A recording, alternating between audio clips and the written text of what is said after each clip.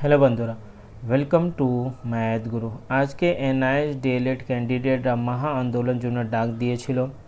সেই আন্দোলন পরে আজকে এনআইএস ডিএলএড যে এত বড় আন্দোলন আজকে করেছে তার রেজাল্টটা কী হবে, তার সাথে সাথে আগামী 9 তারিখে হেয়ারিংয়ে কী হতে পারে সেইটা নিয়ে আপনাদের সাথে আলোচনা করব। আজকে আমি নিজেই যেখানে আন্দোলন হয়েছিল আমি গিয়েছিলাম, মোটামুটি 4টের সময় আমি ওখানে গিয়েছিলাম। আমি একটু দেরি করে এসেছিলাম, তারপরে অনেক আমার রেগুলার ভিউয়ার আর যারা ওখানে ছিল ওরা জিজ্ঞেস করলো কি আমি দেরি করে কেন আসলাম।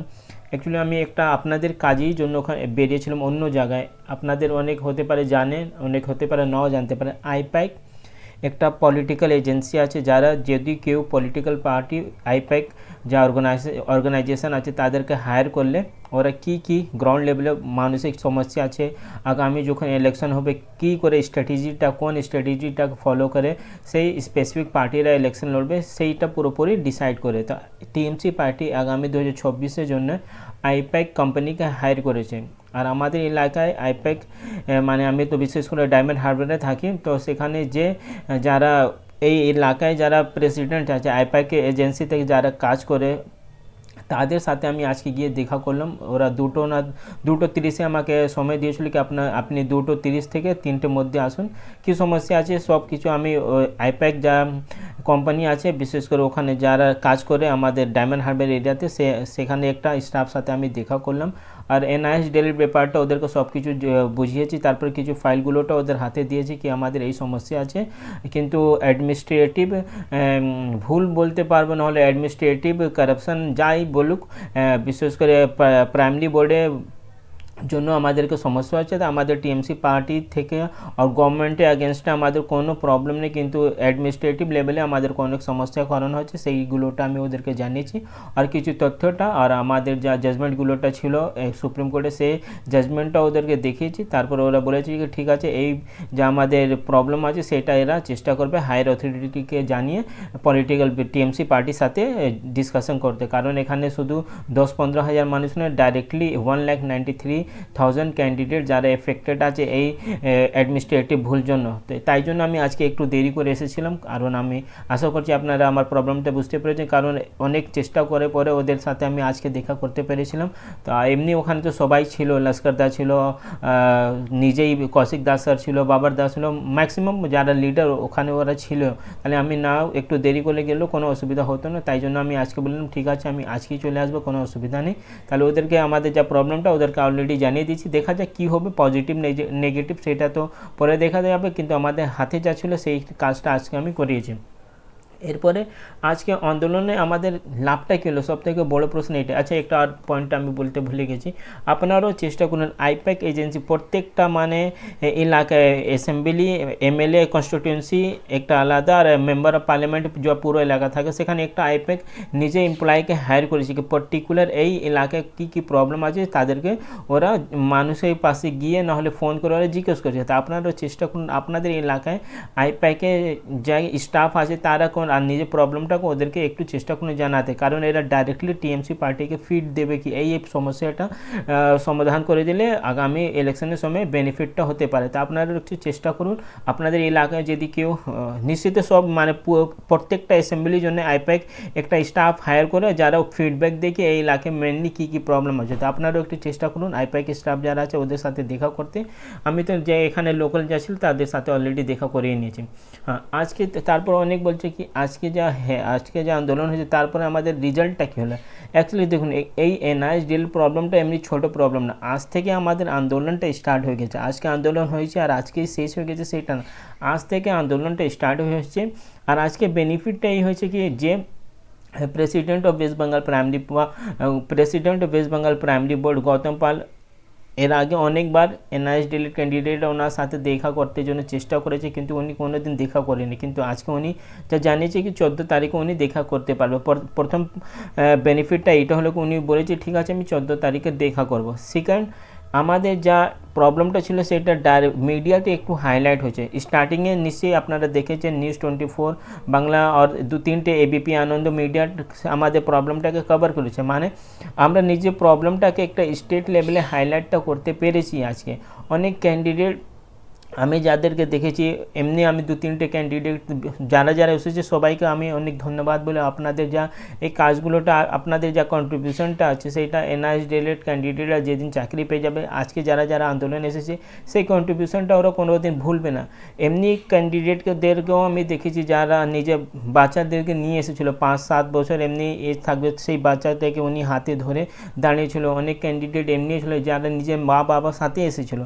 তো এমনি অনেক ক্যান্ডিডেট এসেছে অনেক দূর দূর থেকে, দিনাজপুর, কোচবিহার অনেক দূর থেকে এসেছে। তো আজকে আমাদের আন্দোলনে অনেক কিছু আমরা বেনিফিটটা পাবো আশা করছি। 9 তারিখে আমাদের যা হেয়ারিং আছে তার আগে আমরা আজকে যা আন্দোলন করে প্রাইমারি বোর্ড আর গভর্নমেন্টকে দেখিয়ে দিয়েছি কি আমাদেরও সংখ্যা বোর্ডটা কম না। রেগুলার ডিএলএড যে একটা আলাদা করে জায়গা করে রেখেছে প্রাইমারি বোর্ডে অফিসে, ওদের মতনই সব কিছু কাজটা হচ্ছে। প্রাইমারি বোর্ড ভেবেছিল কি শুধু এদের সংখ্যা বোর্ডটা বেশি আছে, এদেরকে যদি খুশি করে দিলে কোনো সমস্যাটা হবে না। তো সেই ভুলটা যা ওদের একটা এই যা একটা ওদের মাথায় এই জিনিসটা ছিল কি এনআইএস ডিএলএডের সংখ্যা বলটা অনেক কম, সেই আজকে আন্দোলন পরে ওদের একটা ঘুমটা ভেঙেছে কি না যদি এনআইএস ডিএলএডটা নিশ্চয়ই অনেক পেশেন্ট আছে। প্রত্যেকটা এনআইএস ডিএলএড 28 নম্বর 2023 আমাদের ডিগ্রিটাকে ইনভ্যালিড করানো হয়েছিল। তারপরে আমরা কোনো দিনই কলকাতায় রাস্তায় নামিনি, আমরা পুরোপুরি ল অ্যান্ড অর্ডারটাকে ফলো করেই কাজ করেছিলাম। তারপরে 10 ডিসেম্বর 2024 এনআইএস ডিএলএড পক্ষে জাজমেন্ট এসেছে। তারপরেও আমরা মোটামুটি এক বছর থেকে বেশি হয়ে গেছে এনআইএস ডিএলএড ক্যান্ডিডেট 2024 যারা পার্টিসিপেট করেছে তাদেরকে জয়নিং লেটারটা দিলো না, তারপরেও আমরা কিছু বলি না, আমরা ল অ্যান্ড অর্ডারটাকে ফলো করেই কাজ করেছিলাম। কিন্তু যখন 2025 এনআইএস ডিএলএডদেরকে ভেরিফিকেশন টেবল থেকেই বাদ দিয়ে দিচ্ছে, তারপরে বাধ্য হয়ে আজকে এনআইএস ডিএলএডদেরকে রাস্তায় নামানো হয়েছে। যদি এই কাজটা প্রাইমারি বোর্ড করতো না তো কেউ আন্দোলন তো আসতো না, দরকারই ছিল না, কারণ আমরা কোর্টে গিয়ে কোর্ট থেকেই বুঝে নিতাম। কিন্তু এই কাজটা যখন প্রাইমারি বোর্ডটা করে দিয়েছে তার মানে প্রাইমারি বোর্ডটাকে ডাইরেক্টলি আর ইনডাইরেক্টলি রেগুলার ডিএলএডরাই পুরোপুরি মনিটর করছে, রেগুলার ডিএলএডরাই চালাচ্ছে। যাই হোক, আজকে অনেক কিছু বেনিফিটটা পেয়েছে, মামলাটা হাইলাইট হয়ে গেছে। একটু আগে আমি যা জানতে পেরেছি কৌশিক দাস রিপাবলিক বাংলা একটা বাংলা নিউজ চ্যানেল আছে, আশা করছি সবাই যেন ওখানে গিয়েছেন, উনি ওখানে ইন্টারভিউটাও দেবে। আর আমাদের প্রবলেমটা ম্যাক্সিমাম যা অ্যাডমিনিস্ট্রেটিভ লেভেল হোক আর পলিটিক্যাল লেভেল হোক আমরা নিজের প্রবলেমটাকে হাইলাইট করতে পেরেছি। 9 তারিখে হেয়ারিংয়ের সময় দেখা যায় কী হবে, কিন্তু আজকে যে আন্দোলনে আমরা দাবি দিয়েছি সেই আন্দোলনটা এফেক্ট নিশ্চয়ই 9 তারিখে আমরা দেখতে পারবো। আর একটা কথা অনেক বলছিস কি 9 তারিখে কি আমরা জিতে যাব, কারণ আমি যখন আজকে আন্দোলনে গিয়েছিলাম অনেক কেউ আমাকে জিজ্ঞেস করেছে, দেখুন এই লড়াইটা এত তাড়াতাড়ি শেষ হয়ে যাবে না। যদি গভর্নমেন্ট আমাদের পক্ষে থাকতো, প্রাইমারি বোর্ড আমাদের পক্ষে থাকলে কোনো সমস্যাটাই হতো না, কিন্তু যদি এই দুটো বিশেষ করে ওয়েস্ট বেঙ্গল প্রাইমারি বোর্ড আর ওয়েস্ট বেঙ্গল গভর্নমেন্ট আমাদের এগেনস্টে থাকলে এই লড়াইটা 9 তারিখে শেষ হয়ে যাবে না। এটা আপনাদেরকে আমি একটা রিয়ালিটি যা আছে সেটা জানিয়ে দিচ্ছি।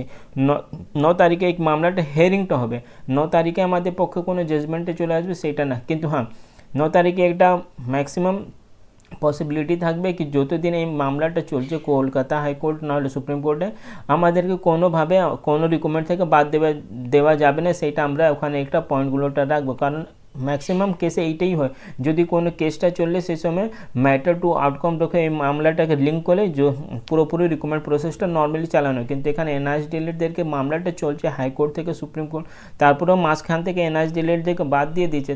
আর এনআইএস ডিএলএডের পক্ষে অনেক জাজমেন্টগুলোটা আছে তারপরেও এমনি করা হচ্ছে, তাহলে নিশ্চয়ই আপনারা বুঝতেই পেরেছেন এইটা কার ইনফ্লুয়েন্স করে এই কাজটা করানো হচ্ছে। যাই হোক, আজকে আন্দোলনটা একটু সাকসেসফুল ছিল, কিন্তু তারপরেও আমি বলবো যেমনি আশা ছিল কি যেরকম ক্যান্ডিডেটটা আজকে আসবে, কারণ ডাইরেক্টলি ওয়েস্ট বেঙ্গলের টেট পাস ক্যান্ডিডেট যারা এনআইএস থেকে টেট পাস করেছে মোটামুটি 8000 প্লাস ক্যান্ডিডেট আছে, কিন্তু আজকে মাঠে 500 থেকে 1000 জন ছিল আজকে আন্দোলনে।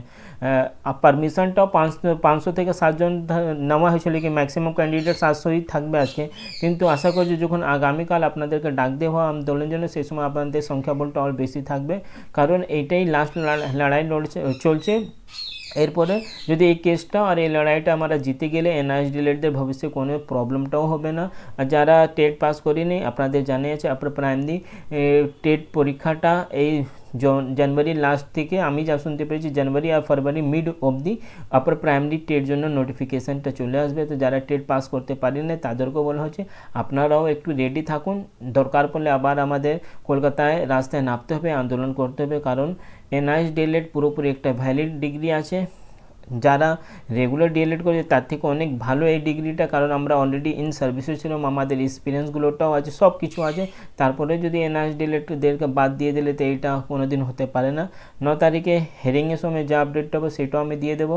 আজকে দেখা যাক, আজ রাত্রিবেলা যদি রিপাবলিক বাংলায় কৌশিক দাস স্যার আর ওনার টিম আসলে সেই আপডেটটাও আমি আপনাদেরকে দিয়ে দেবো চ্যানেলে। যদিও আপনারা নতুন থাকলে চ্যানেলকে সাবস্ক্রাইব করুন। Thank you.